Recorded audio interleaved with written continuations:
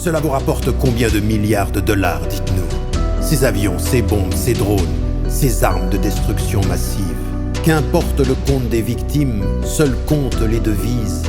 Vous condamnez les acheteurs.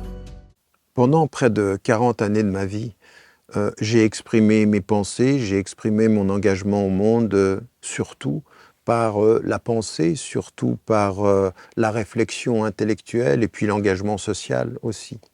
Et puis quelque chose a toujours manqué. Comme dit le poète, on sent dans tout cela qu'il manque quelque chose. C'est cette intériorité, cette expression artistique, cette expression de l'émotion, mais aussi de l'intelligence, du rapport au monde qui passe par le verbe, la beauté du verbe, le fait de se soucier des mots parce que les mots ont un sens, mais ils ont aussi une vie, ils ont aussi une couleur, ils ont aussi une énergie. Et puis, bien les idées, bien sûr les émotions, bien sûr le rapport au monde. Et le but de ces poésies, c'était effectivement de pouvoir aborder toutes les mêmes questions.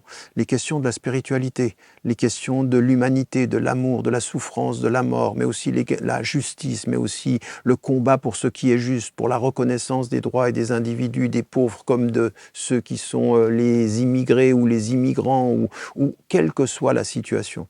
Et donc la poésie, c'était de pouvoir compléter une façon que j'avais de dire les choses avec une façon qui était celle qui m'habite, celle de l'esthétique, du beau, qui associe les mots et la musique pour pouvoir le dire profondément, peut-être même plus profondément, mais en tout cas complètement, humainement et spirituellement.